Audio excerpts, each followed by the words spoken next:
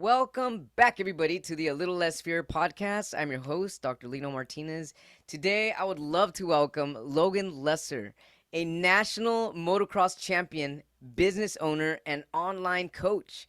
He helps people develop an unbreakable mindset and become the best version of themselves physically and mentally so they can eliminate their vices, push through their limiting beliefs, and dominate anything they pursue in life. Sounds like my kind of guy. Welcome to A Little Less for Your podcast, Logan. Thanks, man. Good to be here. I'm excited. Awesome. So am I. So, hey, I love that you were a motocross champion. How did that even start? Tell us about your journey. How did everything begin? Yeah, man. So the motocross journey is kind of funny because I technically started riding before I was even born because my mom raced at a national. I want to say it was Washougal, but I could be wrong with that. But she raced a national literally while pregnant with me. Oh, So oh my I God. was on a bike before I was even born, but no, and then I officially started riding somewhere at around the age of 2. And then I also started skiing at 18 months. So you can tell my parents are a Wow. little they were Wow. like, all right, we're gonna get them into this stuff right away. But no, I'm grateful for that. And then I started like officially racing around like the age of 8, and then basically just raced for my whole life. That was my whole life up until basically last year when I decided to go all in on the business side of things, Mhm. not the entrepreneurship side of things. But no, this started from a very young age. That's incredible. You were born into it. So you were born to do it pretty much. Yeah, pretty much. No, my both my parents had been doing it for my dad got my mom into it, and then they both raced at a pretty high level. And I think they both won numerous championships. And then that led me to through my career, I've won like upwards of 15 state championships here in Colorado. And then a few national championships, as well as placed top fives, top tens at some of the biggest races in the country. And are you competing anymore? I haven't in a while. I raced last year at Loretta Lynn's, which funny enough, Loretta Lynn's is the biggest amateur national race in the US. People from all over the world will try to qualify for Loretta's and then go there, which funny enough, it's literally happening right now this week. Uh-huh. So it's been a little, my brother's actually there. He's been absolutely killing it, which I'm really, really pumped for. I'm super pumped for him. He's been doing really, really well. But no, it's a weird feeling. It's my first time not going in like quite a few years. So it's definitely interesting, but I might make a comeback at some point. So what made you switch to entrepreneurship? Yeah, so I started my first business at 15, and it was funny. I didn't actually plan on being an entrepreneur or anything like that. I didn't even know what the word entrepreneurship was. Yeah. And then I literally remember the day I was 15. I was literally sitting on my bed just during the middle of the day watching YouTube, which I'm assuming it was something regarding video games, maybe Fortnite at the time, who knows. But I was just watching something stupid, and then an ad came up by Alex Becker, funny enough, and he was talking about drop shipping.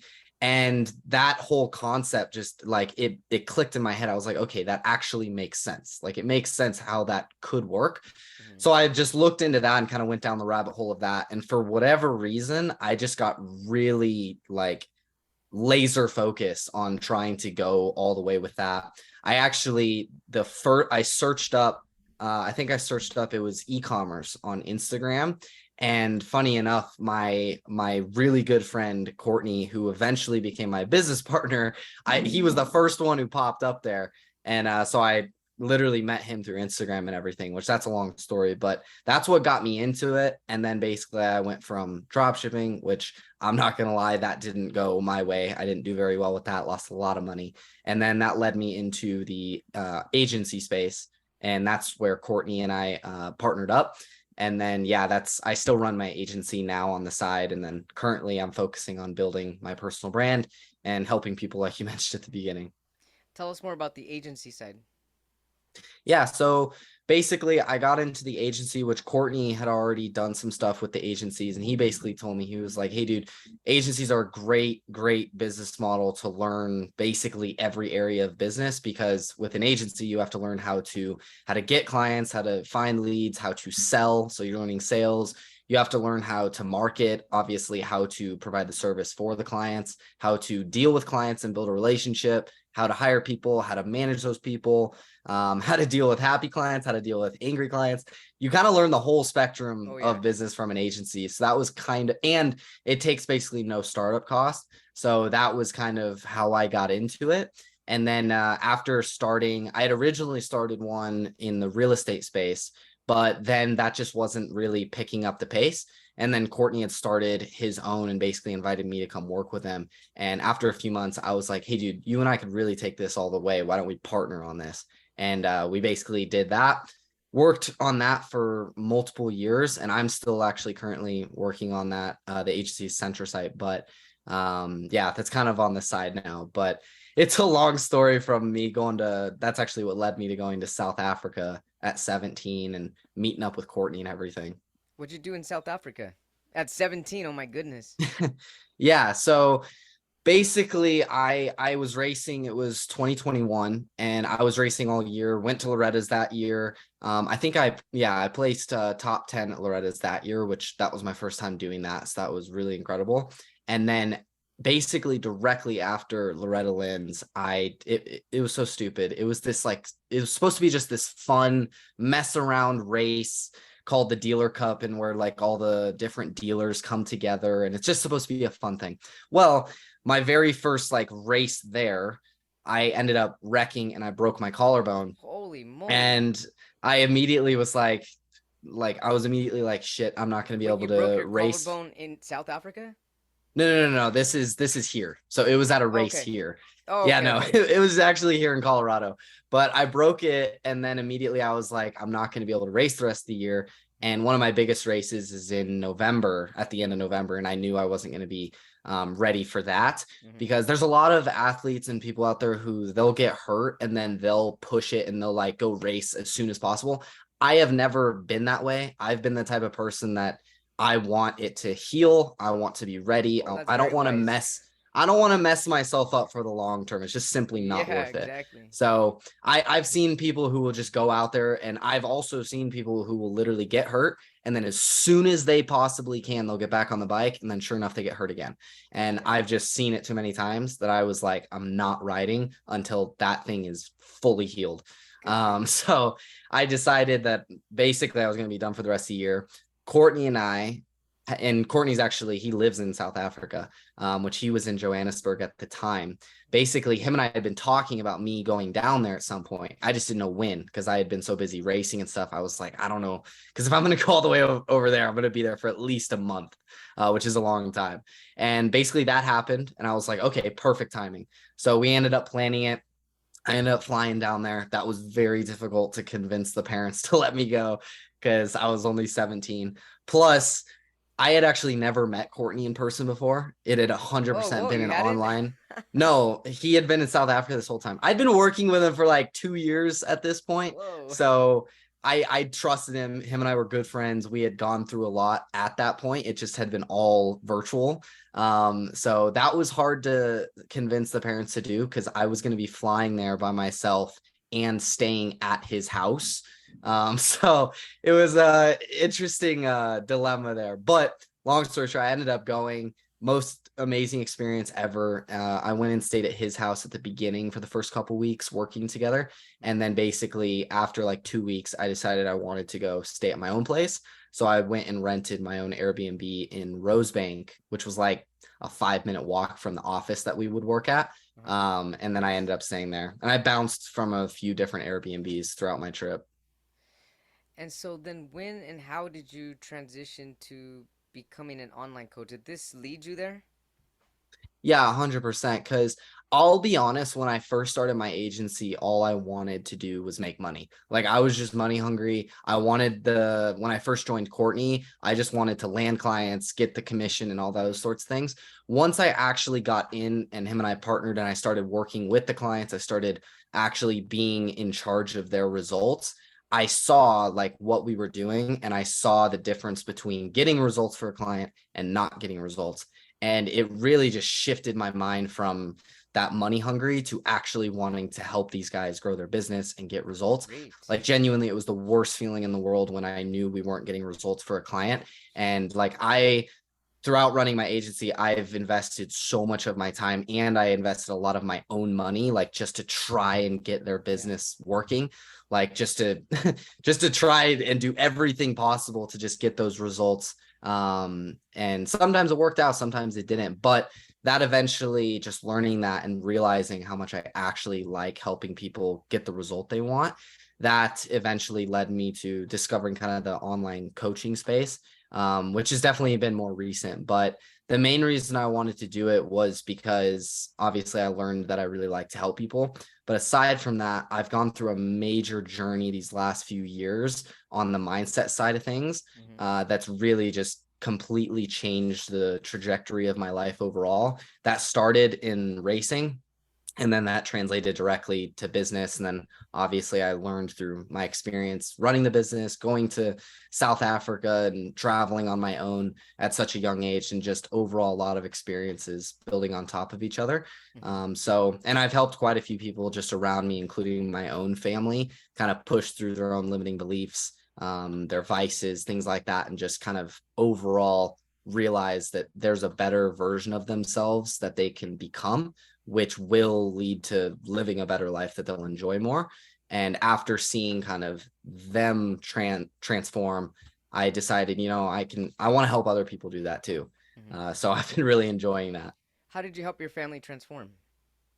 Yeah. So specifically my mom, I have the most amazing parents in the world. Like, I'll say that 100%. And my mom specifically, basically she's seen me go through this whole entrepreneur journey and just learn a lot, go through the ups and downs. And throughout that, her and I have actually gone to multiple conferences and events. Like, we went to one in Las Vegas together to go see Bradley, Andy Elliott, Sam Taggart. Those were the three like keynote speakers. And then we went to another one in Miami, also with Bradley and a few other pretty big speakers. And basically her and I have done a lot together. And basically I helped her kind of realize, because she's a realtor, and I basically opened her eyes to other avenues and other things, other opportunities that there are out there.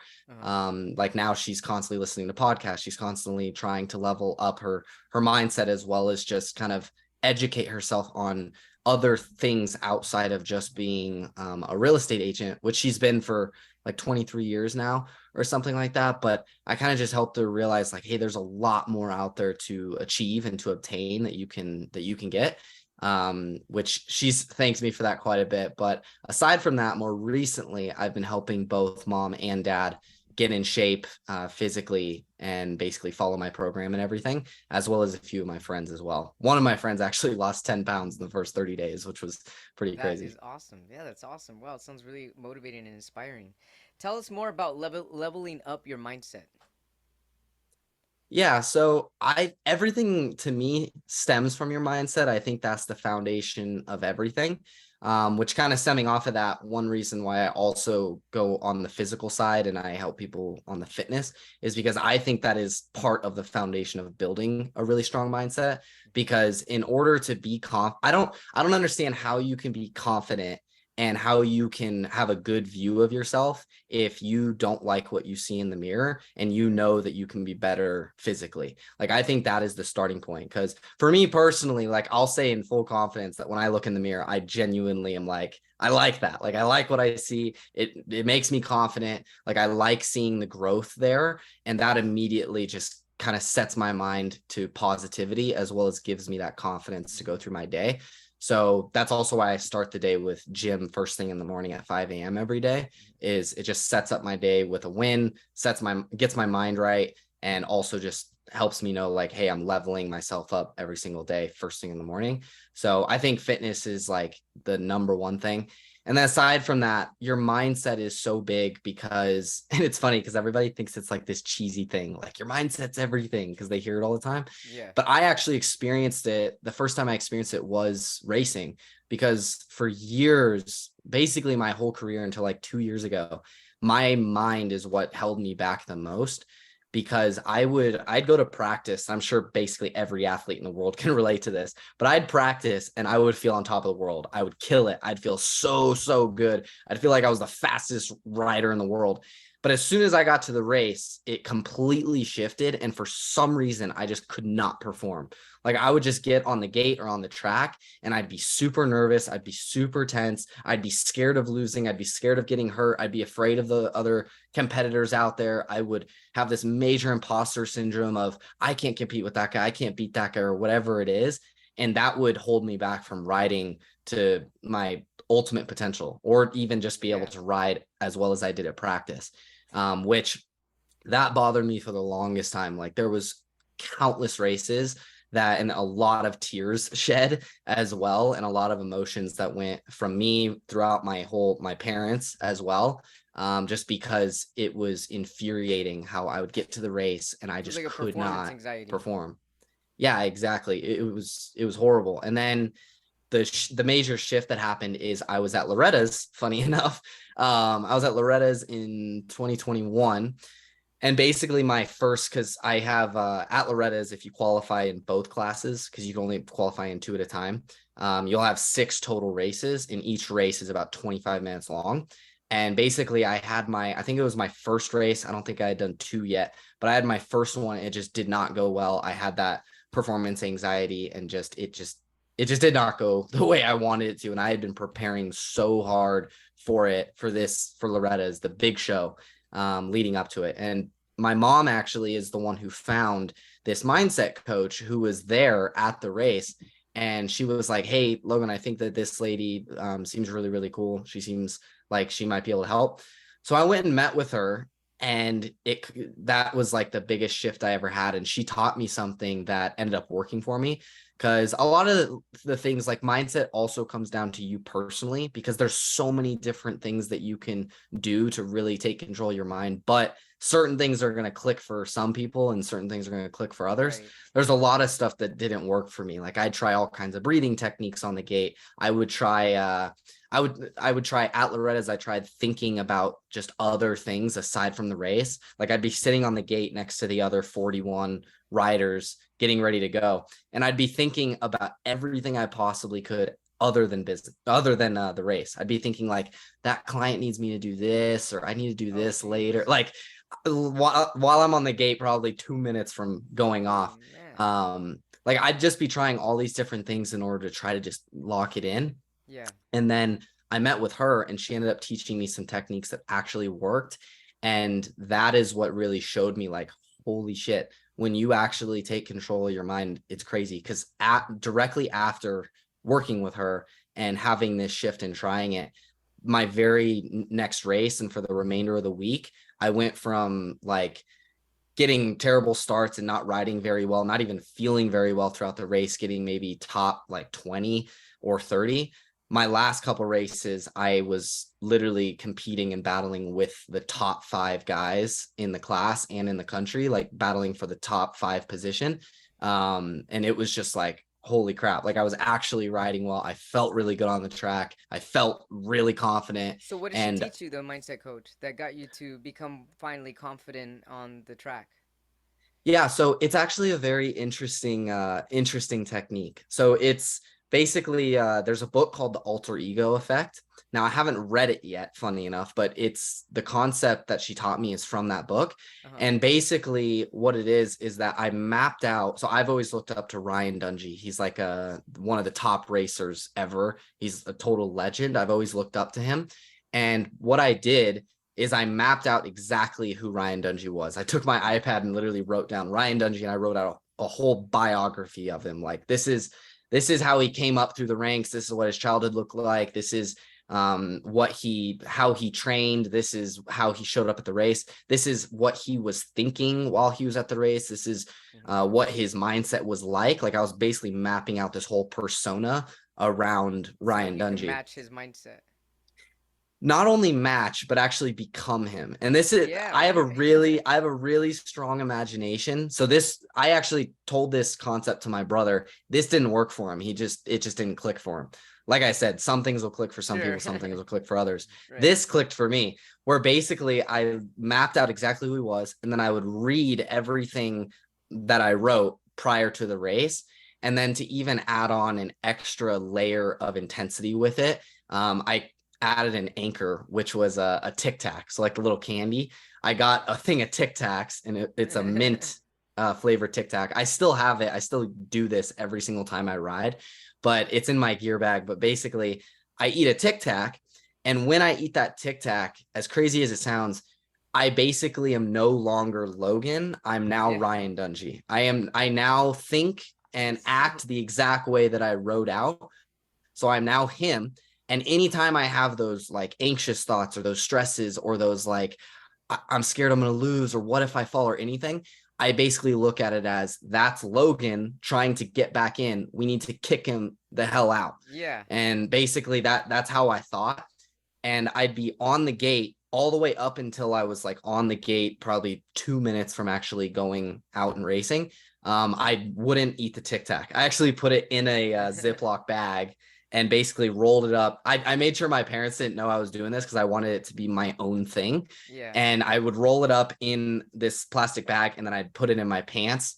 And then like 2 minutes before the race was going to start, I'd take it out and I'd quickly just eat the Tic Tac. And then I'd close my eyes and just kind of let the minty flavor take over. And then as soon as I'd open them, I was now basically thinking like, I'm Ryan Dungey. I'm no longer Logan. That makes And sense. So it that's was the alter ego effect.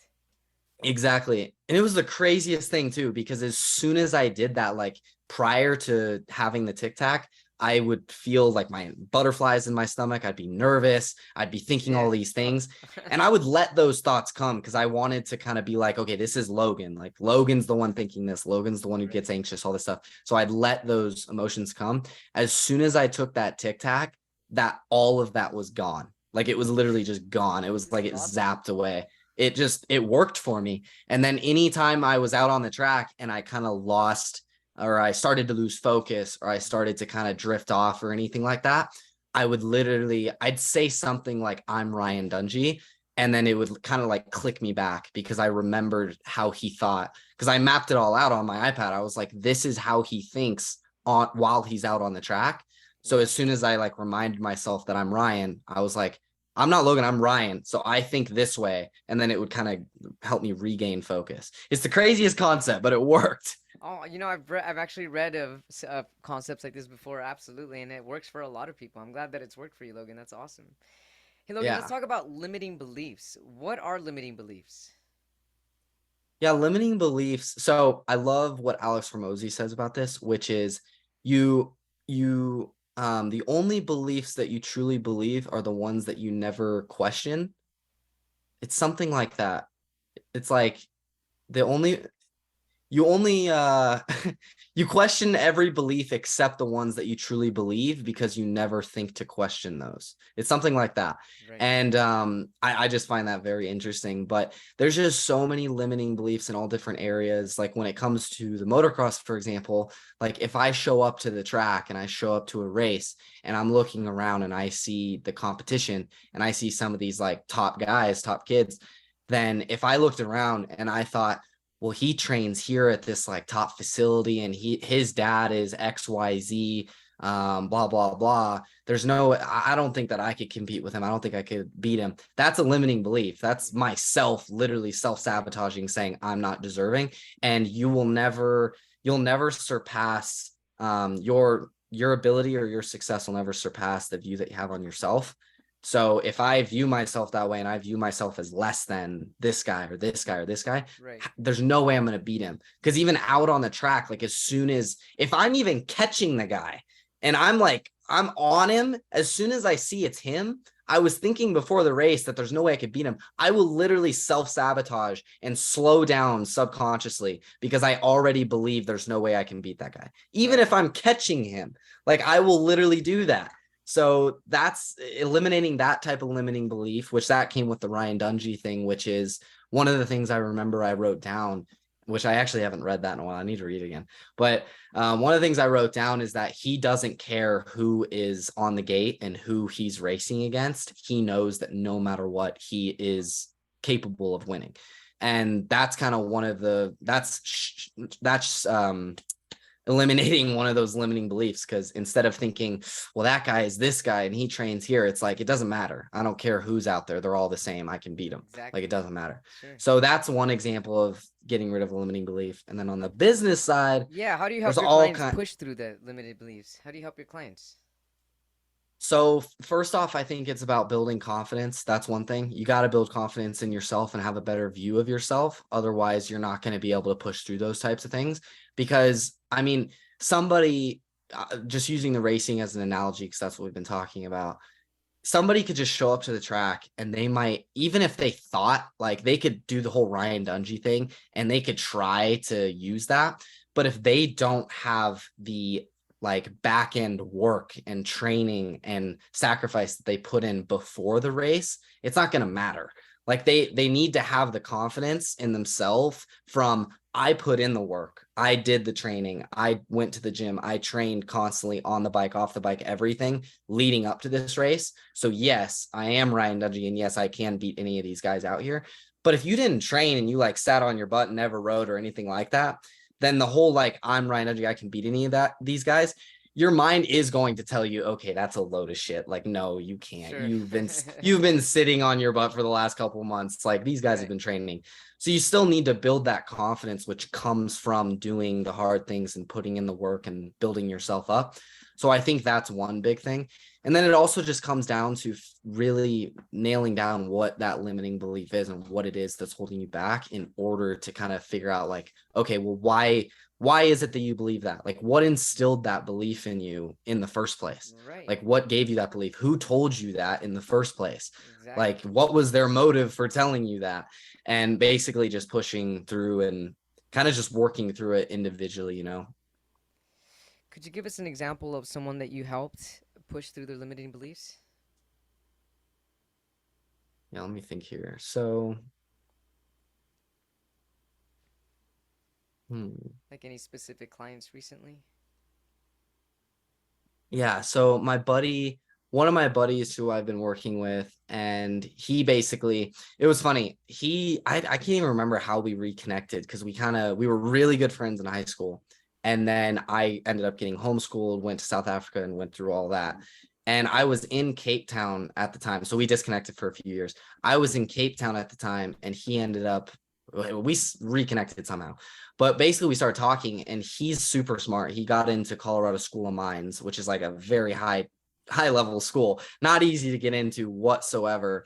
And basically, he just was stuck. He was really stuck there because he just didn't really know what he was doing there. He told me that by the end of the 4 years that he was going to be there, and when we reconnected, this was during his first semester. So like, this was very beginning of him getting there.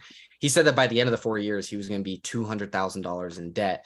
And I was like, okay, well, if you don't know why you're there, let's figure that out, Right. because Yeah, that's a because bit man.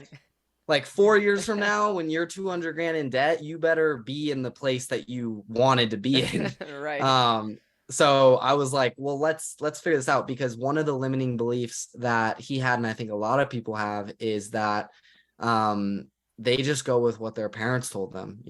Like, his Sure. parents want him to go to college. They wanted him to, he's got a couple brothers, and one of them I think works at SpaceX, and then another one, like, his brothers are doing pretty well. Like, they also went through college and did all of that. So he kind of had that same thought of, well, they did it, so I mean, that's going to be my path, that's what I'm going to do, and that's what my parents told me I need to do.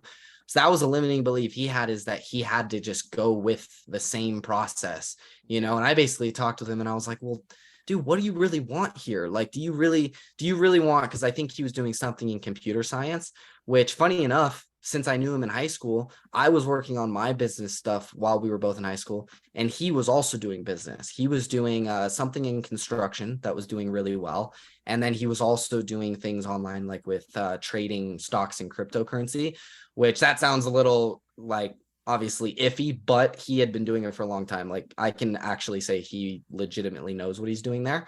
But he had been doing that successfully. So I was even questioning, I was like, why are you at college? Like, I don't know why, because you were doing really well before. I don't know why you didn't just keep doing that. Yeah.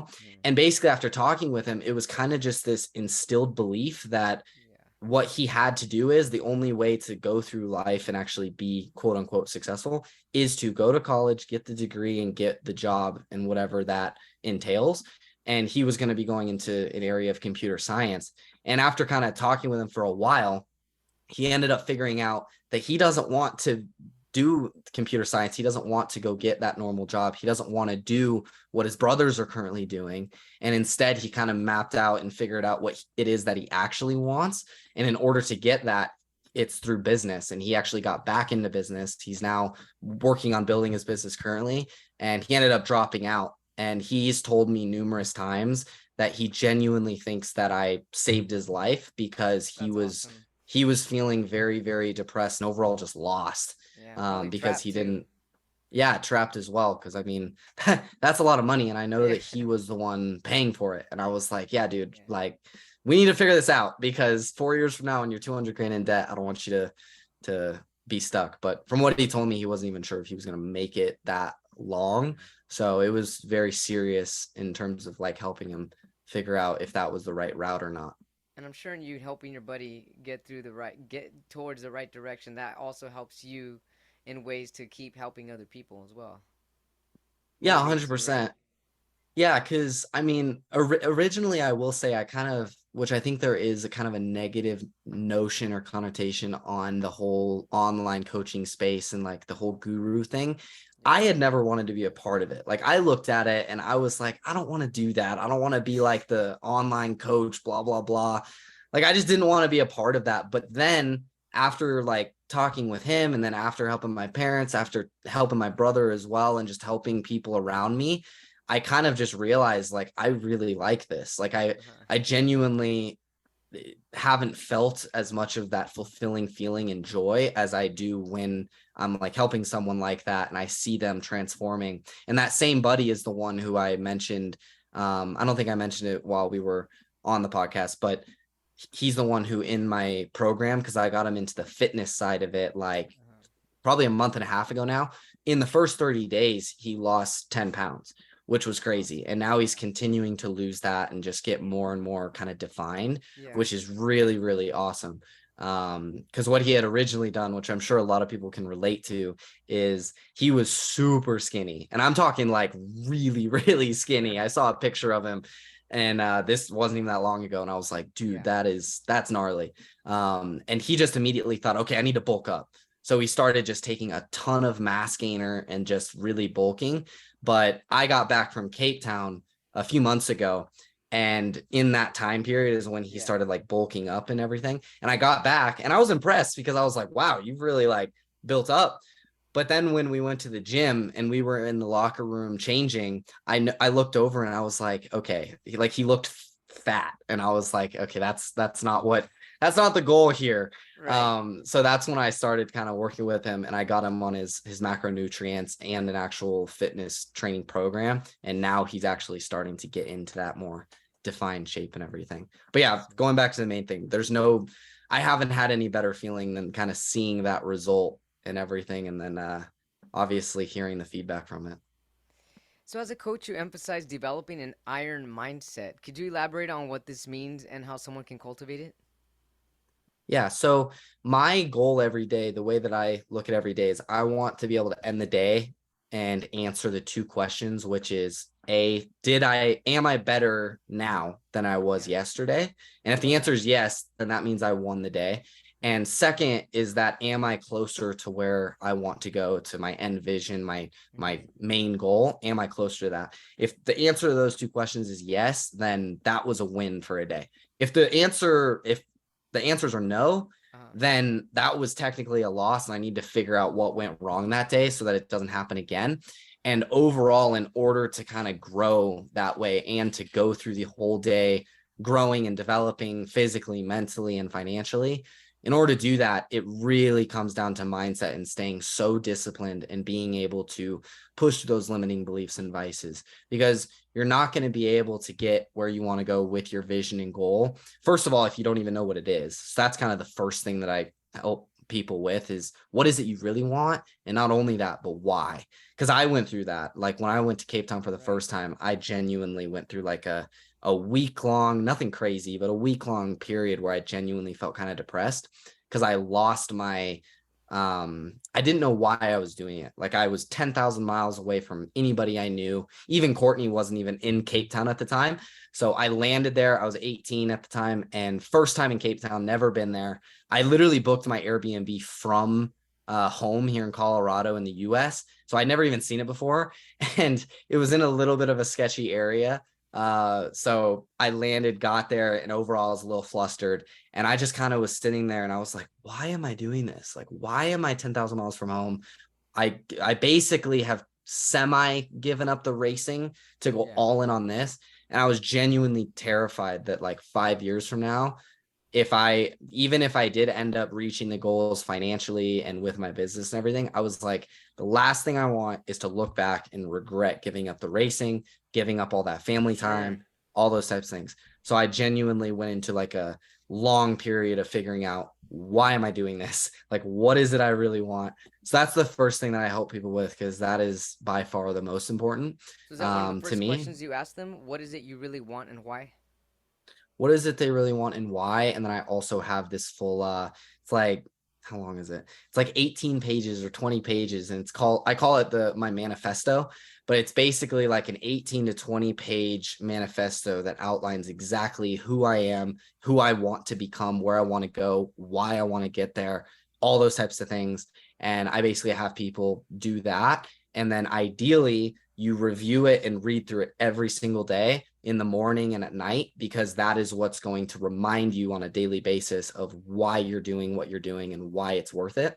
So that's been really, really powerful. But that, and then going back to like the importance of the iron mindset and everything, is throughout the day, you're going to face so much adversity that comes your way, specifically just Absolutely. in here.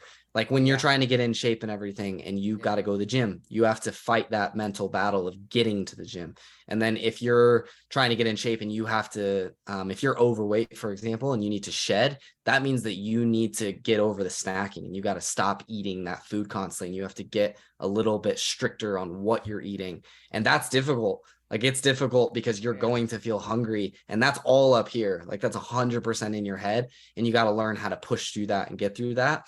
And then also just like being able to do the hard things. If you're working on a business or you're working on whatever, you got to be able to do those hard things regardless of how you feel, the emotions you're feeling. And that's one more thing I'll mention real quick, because it's really important that I learned, which funny enough, Courtney's the one who taught me this in South Africa, because I did not have my emotions under control at the time. And I embarrassed myself a few times because of it. But he's the one who taught me it, because genuinely, he's one of the calmest people I've ever met in my entire life. And it literally would drive me crazy, because I was like, dude, I don't know how you're so calm right now. But one thing he taught me is no matter what, you have to, I call it emotional oscillation, and you have to keep that in control, because most people are like this, where it's just a constant up and down when it comes to emotions. And everybody knows that person who's like, when they're high, like they are just at an all-time high, the happiest person, the most joyful person Sure. ever. But that same person, when they're low, they're really low. Oh Like they yeah. are just really sad, really low. Whereas what I've learned, which took me a bit to figure this out, because I didn't think it was the right way to go, but now I understand it is staying in the middle, where it doesn't matter what's happening, just staying basically calm at all times. It doesn't matter how good something's happening or how amazing today Right. is or how bad it is or how horrible it is, just staying at that same constant level. And that has been like the biggest shift for me, because in Cape Town, or not, no, not in Cape Town. It was the first time I went to Johannesburg. I had gone weeks without landing a client, and I ended up landing my biggest client ever. I got on one single call, never met the guy before, and ended up closing it it was like a $14,000 deal. And I was ecstatic. I was Yeah. so excited. Oh And yeah. I ran out. I ran into like where Courtney and the team was, and I was just jumping up and down, so excited. And he kind of went with it. But then afterwards, he talked to me and he was like, hey, dude, I know you're excited, but you just gotta, he reminded me of this. I didn't get it. I was like, yeah, but I want to feel excitement. I want to get excited. I want to get pumped. Yeah. But it took me a while to understand how important it actually is to be that way. because then it doesn't matter what's happening in your business, what's happening in your life, what's happening with your family. You can always be in control of your emotions and your I love reactions this. to how you're feeling. And that is the biggest thing. Which funny enough, sorry, I keep talking, but I've worked with my family on this as well, because I've explained this to them, and I've told them like they need to stay more like this, because my dad and my mom, which if they're listening, you guys know I'm right here. uh they could go up and down quite a bit versus staying calm. And I'm talking like really sweating the small stuff, like sweating the really small things. And it's just not worth the energy. It's just not worth it. It's better to just stay calm and Oh really yeah. look at it and be like, is this really that big of a deal? No, it's not. I might as well just move on. So yeah, but long story short, I talked for a while there, but that's a huge one. I love that. Definitely keeping your center ground and keeping yourself at that leveled state also keeps you in the Yeah. present moment too. Because if you're Yeah. too excited, then you really start thinking about the future, and then if you start thinking too much about the future, that can give you anxiety. But then if Yeah. you and you go the opposite way and you become depressed, you'll start thinking about the past and things that went wrong before, and you start bringing back what went wrong into the present moment, which doesn't make sense to do that. I Yeah. mean, it's not going to help you in any way to succeed and to elevate yourself and to create that iron mindset that you're talking about. But if you become leveled and you stay at that level state, you're right here, right now, and more of that awesomeness is possible when you're in that state. Exactly. 100%. You're a lot more present in everything. Which the best way that I've found to kind of stay that calm is that when you find yourself, like if you can catch yourself when you're really excited, or when you're about to be really excited, or if something's genuinely bothering you and you're really angry. This is something that that I came to understand, and I was like, whoa, like that's crazy, is that you can actually control how you feel, which a lot of people don't think that they can. They're like, I'm going to feel angry because of XYZ or blah, blah, blah. But actually, if you look at a situation, it doesn't matter how bad or how good it is. It doesn't matter if you landed the biggest client ever or you lost all your clients or whatever it is. You can look at that situation and be like, this happened, but I'm still just going to feel fine. I'm still going to feel Exactly. calm. I'm still just going to go and do the things I need to do. Like, I'm not going to feel like, I can actually confidently say I haven't felt stress in over probably a year and a half, simply because of this whole remaining calm thing and being able to look at whatever situation is happening and basically deciding like, no, I'm going to feel fine about this. I'm going to feel okay about this. Like, Yeah. yeah, I lost my biggest client here. Yeah, this literally happened. I was in Cape Town and I landed my biggest client, and then they ended up disputing the charge like 2 weeks later. And it was devastating. But at the same time, I was like, I'm going to deal with this. I can't remember who said it, but I love the quote where it's, you need to care about things mentally, but not emotionally. Yeah, So I I think love that's really that. important. What? How else can you? What else do you think that means? Let's break that down The a little that more. that quote, Yeah. I think it just means people will react. I think it comes down to reacting. Hmm. People will feel things, they'll feel all these emotions, and stuff will happen, and immediately they'll react to it. And it's really just about kind of seeing the situation and seeing how messed up it is, how horrible it is, how Sure. ridiculous it is, or how amazing it is, and how unbelievable. And you're like, oh my God, I can't believe this just happened. This is amazing. And looking at it and being like, okay, this is important. Like, for example, if something bad happens, it's like, okay, this is important. I need to figure out how to fix this, how to handle this. And this is what we need to do, XYZ, versus being the person who's like freaks out, gets super stressed, super anxious, Sure. which this stuff actually, I didn't even mention it.